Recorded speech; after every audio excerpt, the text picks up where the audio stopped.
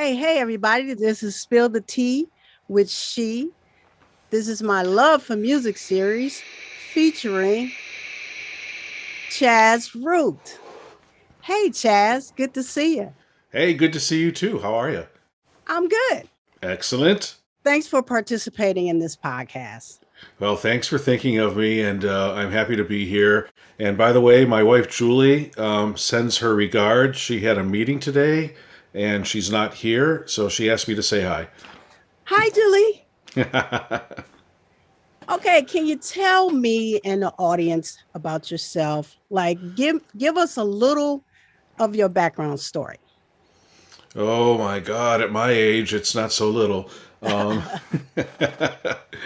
I was born in Buffalo, and when I was little, when I was an infant, let's see, my dad got transferred around, so I lived in Rochester, New York, three different cities in Ohio, Pennsylvania, and a little town in Pennsylvania, and then we eventually made it back to the Buffalo area when I was like in first grade. So yeah, I was born in Buffalo and spent most of my school years in the Buffalo area too. Um, yeah, well, I'm married. I live in South Wales, New York, right now, which is a rural town about half an hour south of downtown Buffalo. So we're in the woods on the side of a hill with a little creek and waterfall next to us. And Nice. yeah, yeah, it's awesome. And well, it's springtime and it's lovely out now. So, but yeah, Julie and I live here, and this is where we live and have our new residential recording studio and called Electric Owl Works. And yeah, I play. Growing up, I played music as a kid and all that, and various instruments. And I think you're gonna have questions about that later. So, Well, yeah. Well, let's start. Let's roll with the questions a little bit. So, sure. what's the name you like to go by? Because your nickname Chaz is a very unique name. Well, Chaz is fine. I like Chaz because when I was little, because I'm Charles H. Root the Third, right? Uh, my grandfather was Chaz, who was Charles Root Senior. My dad was Chuck, and because I was like the little kid, I was always Chucky. And so for whenever the whole family was together for holiday things and events and picnics and stuff, everyone was always real careful to make the distinction between Chaz, Chuck, and Chucky. So my dad, my father, or I'm sorry, my father, my grandfather, and I always knew who was being called or talked to. So, but over the years, I've worked at places that were I worked for a bank years ago called HSBC Bank. It's a British owned bank, and everything was always very very formal there. So I was always Charles, Charles, Charles, and it was just very very formal. But Chaz is great. But a lot of people still call me Chucky or Chuck or but Chaz is since my grandfather passed away, I decided that Chaz was like way cooler than Chuck or Chucky, It is. and besides that, and actually when I got my original email back in my first real email account back in 1992, I actually tried getting Chuck Root like at AOL.com or whatever it was, but it was Uh, already taken. So I'm like, well, and my grandfather had just passed away like in the early 90s, and I was like, well, let me type in Chaz Root because my grandfather or my grandmother was always like, yeah, you're so much like your grandfather, you're definitely a Chaz. But so sort of honoring him, and because I was just like, yeah, I'll be Chaz with my grandmother's blessing. So so you're a phenomenal mixing, recording, and mastering engineer. What what somebody's telling stories about me. Sorry. what started your love for music? I don't know. It's been there as long as I can remember. Like I have memories going back to about 2 years old, and as long as I can remember, music has always been like an important part of my life or something that I just took notice of just naturally. So, Hmm. like when I was a little kid, like we're talking like even before I was in nursery school, because like I was probably about two, I remember hearing certain music, and it would either make me scared or make me happy or make me want to, kind of dance around like a little 2 year old kid can do. You know what I mean? Yeah. So music. I would hear music from TV shows and movies and all the stuff that my parents played because they had like tons of vinyl and we're always playing like great music. So I don't know what started it because as far back as I can recall, I've always had a fascination with it and love for it. I mean, was it instant or gradual? Um, I well, and again, this is probably like 2 or 3 years old. I think I I was interested in it, but then I gradually became more interested in how music is made. So as I was like, getting to nursery school and kindergarten age, I became more interested in how music is made. So like how people played various instruments and things like that. And my dad's younger brother played guitar and accordion and keyboards and stuff. Um, and my older cousin, she played guitar, and then my other cousin played drums. So there were influences in my family, who played. My grandfather Chaz was a trombone player and played like big band stuff back in the day. Nice. And his brother, my great uncle, was a sax player and played, big band and jazz. Very cool. Yeah. And my grandpa Chaz, his wife, my grandma, her Spanish grandma, as we call her, because she came from Puerto Rico. Her family was originally from Barcelona. She played guitar. Nice. So there was always music in the family, either with relatives or uh, with amazing music that my parents played all the time. And I think both my parents took piano lessons as a kid. And my mother, as I recall, as a kid growing up, she would sing and she would like hit those notes, but she never, neither one of my parents ever played in bands or like for fun or for money for like pro gigs, but Hmm. they both took lessons, and my mom did have a really good singing voice, and I remember she always hit notes, like she was always on key, on pitch. Well, So that I so it was a gradual thing, and by second, third grade, I wanted a guitar, and I think, yeah, my parents got me a guitar in third grade that I struggled with because I didn't have lessons, and but I had it. And then, like in seventh and eighth grade, I started playing piano. Taught myself that. I bought like a book and taught myself how to play. And cool. then in eighth grade, I started taking formal lessons on guitar, like rock and pop stuff, Hmm. at a local music store by a great guy named Steve Glore. His mom actually was a family owned music store, and I took lessons there. And then toward the end of high school, I took classical lessons for a while because I kind of had aspirations to perhaps go to Berkeley or Juilliard or something, and you had to, I knew that you had to uh, perform an audition to get into the college. So I was studying really hard on classical because if you wanted to play guitar back then at one of those schools, the only way in was knowing some classical. They weren't going to take you if you could do, you know, Jimi Hendrix or Eddie Van Halen stuff or even jazz Wow. stuff. They didn't care about it. It had to be classical. So, and in high school, I played in marching and concert band. So I played baritone, which is Hmm. like a half-size tuba. It's like a mini tuba kind of. And I was also in the percussion section. So I played various percussion instruments. So it started off as a interest and fascination that became, I don't want to say an obsession, but it just is like who I am, you know. Yeah. So with that family history, um, what musically drives you to continue pursuing or participating in music?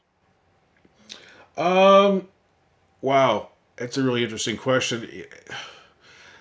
Oh man, Take your time. No, no, no. I don't know. It's a really good question, but for me, it's weird because I don't know what drives me. It's just like the core of who I am. It's like asking me why my hair is brown. Well, why my hair used to be brown, or it's like, you know what I mean? Why my eyes are brown or something. I just don't know. It's just who I am. So I Uh-huh. don't know what I don't know where the drive comes from, but there's clearly something in my wiring, Uh-huh. and maybe my environment. I know that when my mom was pregnant with me, she was playing lots of like, Johnny Mathis and Miles Davis and Dave Brubeck Nice. stuff and all that. And so maybe when I was like, when my mother was pregnant with me, that music just got into my head. I mean, I really don't know what drives me, but all that I know is that as far back as I can remember, it's been like a fascination. Not exactly an obsession, but kind of. But it's just been like who I am. Does music help you get through challenging life situations and Oh, how? sure, sure. And I think even for people who don't play music, let's say, I think that would be a. I think most people turn to music for comfort or for or for an inspiration. For me, there's been lots of times where, even when I was a little kid, because like I had a turntable when I was like in kindergarten or first grade. My dad worked for this old retail chain back in the 60s and 70s called WT Grants or Grant Stores. And he was a store manager, and he would get like employee discounts, I think, on things. And he had this little turntable he gave me when I was probably kindergarten or first grade. And I remember sometimes like I'd be in a bad mood, or my mother would like yell at me, or I'd get in trouble for something, and I'd just go in my room and start playing records. Right. So, Okay. right. So just like, because the music would comfort me, Mm-hmm. and, then, so any situations in life, music has been a comfort. Like, later in life, maybe you have a fight with a significant other, or you break up or something, or whatever. It's just always been a comfort. And, I know that when I was in high school, it was, it pro- being into music and playing music probably in some ways saved me from like going crazy because I was blind for 2 years. So I in high Oh, school, yeah, I missed most of 10th and 11th grade because of eye surgery and blindness. And wow. I sat in my room playing records and playing with my guitar and foot pedals and stuff. And because I was blind, I had to like memorize everything like by feel. Mm-hmm. So I had all my records, all my vinyl were lined up, and I had them in a certain order, in alphabetical order. So I knew that I could count 10 records in and get to like, Beatles or Beach Boys or whatever, and I could just count the number of records and know in my head what I could play. Wow. And so I spent a lot of time just playing music and making sounds, and just it it's always been like a companion and friend, Mm-hmm. and when at the end of eighth grade, we had moved from a suburban district, school district, outside of Buffalo, to out in the middle of nowhere. And, I was like the new kid in town, and we were like the last house on the left of a dead end road, up on a hill in the woods. And I Mm-hmm. didn't know anybody and didn't have any friends. And there was like only two houses on this road that was like, a mile long road. There's only two houses on it. So I didn't have any friends when I first moved there. And I just, I dove into my music like more and more and more. So it's always been there for me, through my entire life. It just different ways it comforts me, and has gotten me through good times. Or it's been there for celebrations too. It's not just something bad happens and I'm gonna go spin some vinyl. It's been there for good times, and challenging times. So I don't know if Now, that answers your question. oh yeah, you're doing fine, Chaz. Um, I'm, which brings me to the next question. What were some of the artists, bands that helped you get through life's trials and tribulations, like the one you brought up about blindness? Was there particular artists or bands that helped you get through that? Well, yeah, lots of them. I've always had sort of an eclectic love of music, so it doesn't matter what genre it is. And I think most people, if they realize it or not, have two types of music. You know, people have what they consider good music or not so good music or bad music. Uh-huh. So for me, what makes good music and bad music doesn't fit to any like genre. It's just if it touches me or not, like on an emotional level or intellectual level. And you know, the some of the first music I listened to that I still like was classical stuff, and a lot of it was like or or or like tunes from movie soundtracks, like old '60s things. And my parents had like these records around of like um, the soundtrack to Lawrence of Arabia, or I think like the first album I ever got was a soundtrack to 2001 Space Odyssey, that science fiction movie that was filled with Okay. great classical music. Uh-huh. So lots of the music I listen to that has gotten me through that stuff has been like bebop. So you know, like that late '50s, sort of early '60s jazz stuff. So you know, Miles Davis, Nice. Dave Brubeck. Um, you know, then lots of soundtrack stuff. You know, as a kid, and like when I was going through that high school stuff, Mm-hmm. um, I was listening to like Rush, I guess, because it was just like kind of trippy music. But I was also listening to a lot of David Bowie and Patti Smith and you know, Talking Heads, anything Motown. It's Oh like yeah. you know, because my mother had like all these Motown records, and you know, Queen was pretty big. Oh yeah. You know, on the hard rock side, I guess I was probably listening to you know, like Black Sabbath even. Um, you know, just Stones, Beatles. You know, I mean, just you know, just tons of stuff. But you know, and then like into the '80s and '90s, you know, music changed. Music, you know, keeps on evolving. So throughout my life, there's been, you know, various things that I just kind of go back to. But, you know, there was this one guy whose name was Mark Linkhouse, and Mm-hmm. his artist name was Sparkle Horse. And Wow. yeah, and I discovered him in the '90s. I saw a video when MTV was still playing music. They had a thing called 120 minutes, and it played like at 1 or 2 in the morning or something like that. And they would play like new songs from like independent artists or people on indie labels. And I saw this video I was just like fascinated by, and it was this guy. It was said Sparkle Horse, and this is, I don't know, early '90s, mid '90s, something like that. And the guy was just like putting out. He didn't put out many records, but maybe 4 records and an EP.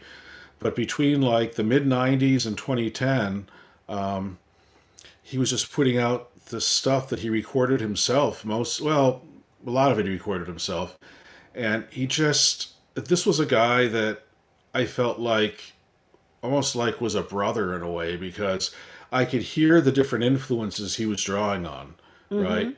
And it was from all different genres of music, and he was recording and playing them in a different kind of way.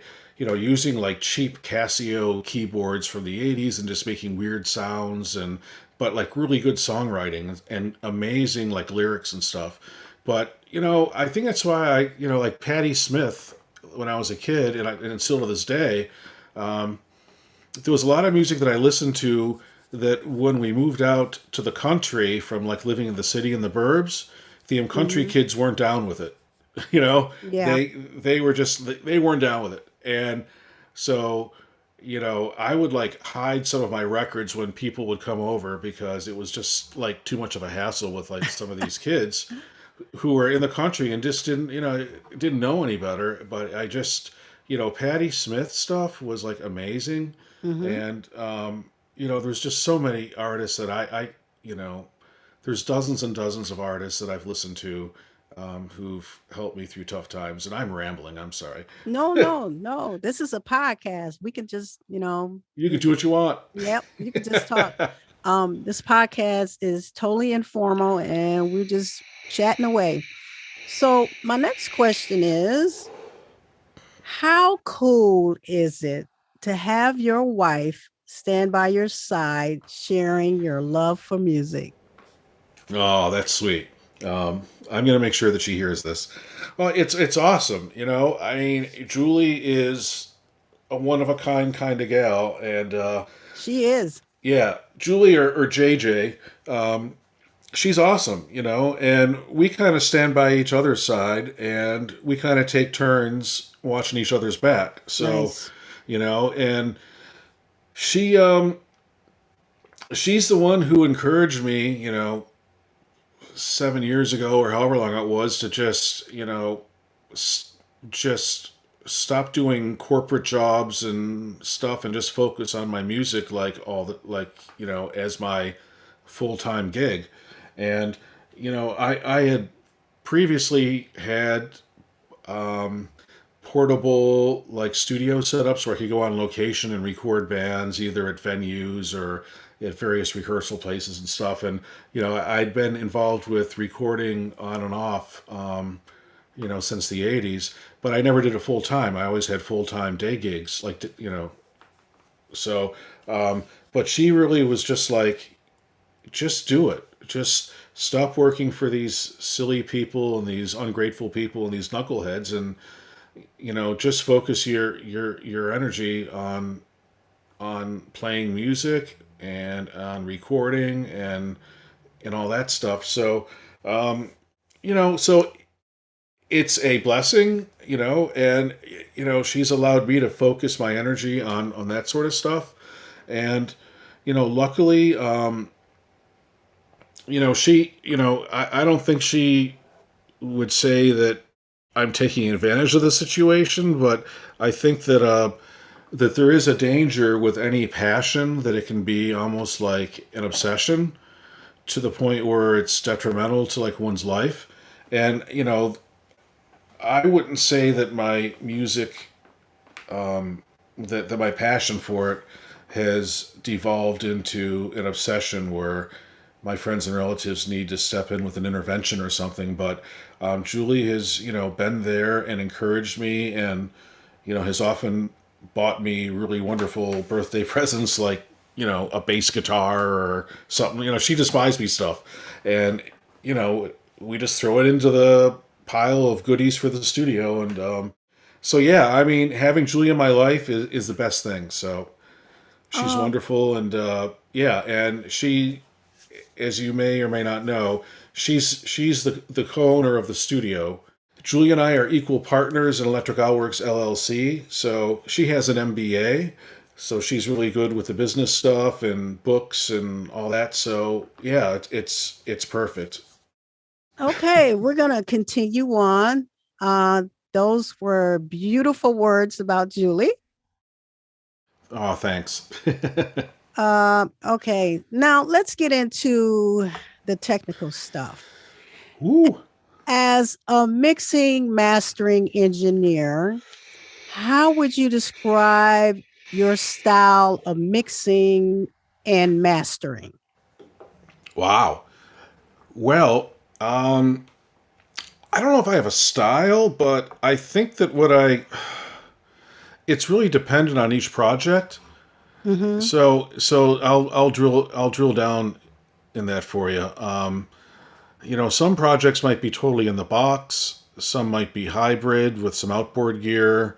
Some might go through analog summing or through a mixing console. So I don't think I have a specific style.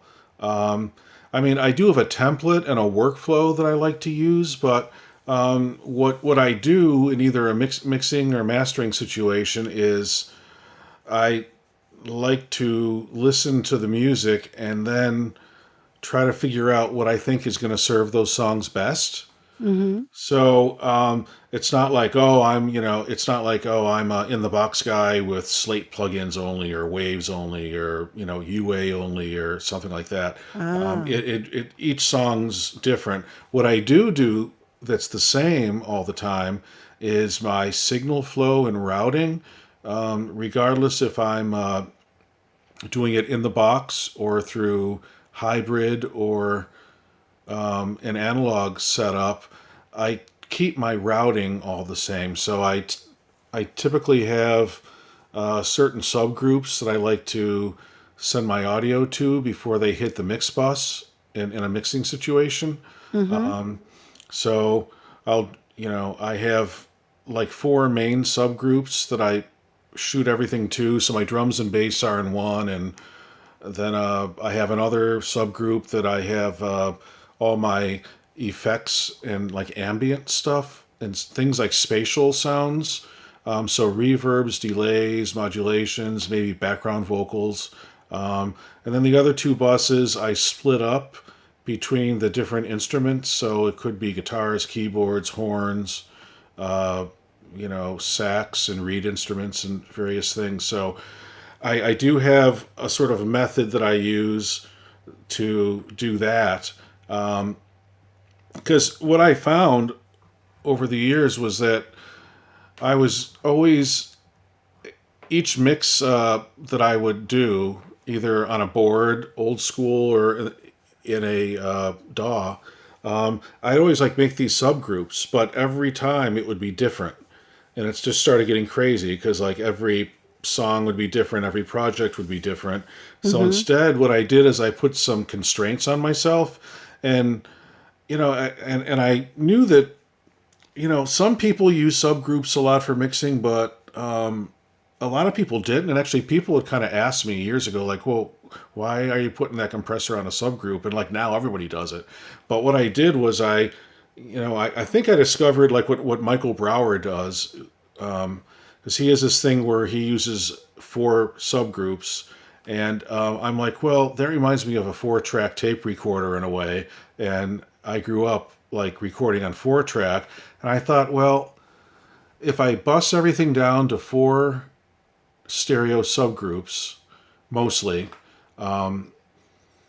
then and I use that same method for each mix. Mm-hmm. It's gonna make the mixing the mixing workflow faster and more efficient, and it'll be the same on every project. Because like now, if I opened up a project from you know years ago or something, I'd be like, what the hell was I thinking? Because I just had because each project wasn't consistent, and it was okay because I was doing the same thing, but I wasn't doing it in a consistent way, and Right. it would change from song to song. So now what I do is I kind of work through this routing template, and it's either, it doesn't matter if I'm going in the box or I'm going hybrid, or Mm-hmm. it just doesn't matter. So if that's what you mean by style, because I mean, I'm not, because I'm doing jazz stuff, I'm doing singer songwriter stuff, I'm doing, punk rock or Americana or country or R&B and soul stuff or, Nice. or urban stuff, right? So, I can't be like the guy from Atlanta who does all the hip hop, or, you know, or the guy from LA who has the really loud snare drums and, does all the, pop, like really in your face pop music or something, one style of like, I always do this on the snare drum, or I always do that on the, on a vocal or whatever. For me, it doesn't work because of all the different genres that and artists Right. that I work with. So I don't know. And for mastering, it's a similar thing. Mastering is a different animal, and there's a part of me, and I shouldn't say this out loud because I do recording and mixing, but there's a part of me that almost kind of fantasizes about just being a mastering engineer and nothing else, Yeah. because I'll tell you what, and I got into mastering because